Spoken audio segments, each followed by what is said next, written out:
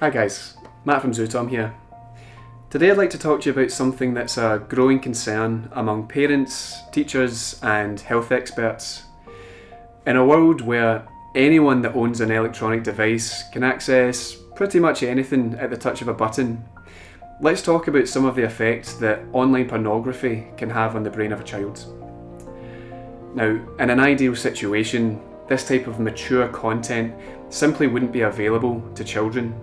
And there are certain safeguards that parents can put in place, but the reality is that most people nowadays have seen some type of pornography by the time they reach their teenage years. What's concerning is that for most children, this will be their first and only portrayal of sexual activity.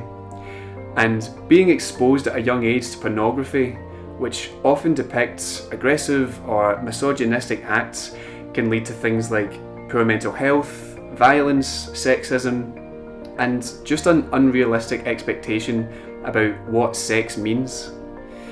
Studies show that children who have been exposed to hardcore adult material can feel more likely to want to repeat the things that they've seen without fully understanding what they are.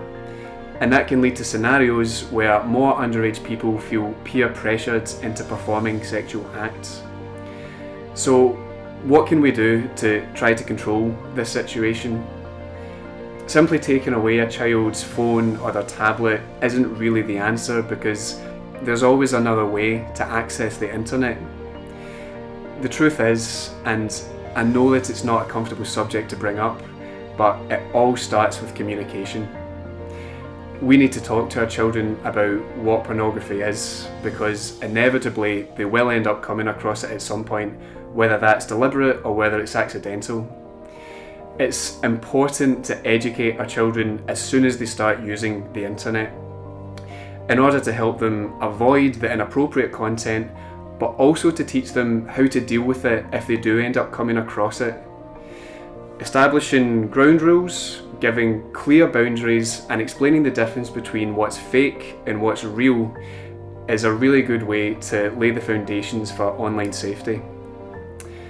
Parental blocks can also be a really useful tool that you can use within the privacy of your own home, but they can only go so far in terms of restricting what your child sees online. The bigger challenge is preparing and educating your children about the things that they see when they go on the internet. And although it may be an awkward conversation to have initially, in the long term it will be much more beneficial for the positive development of your child's brain.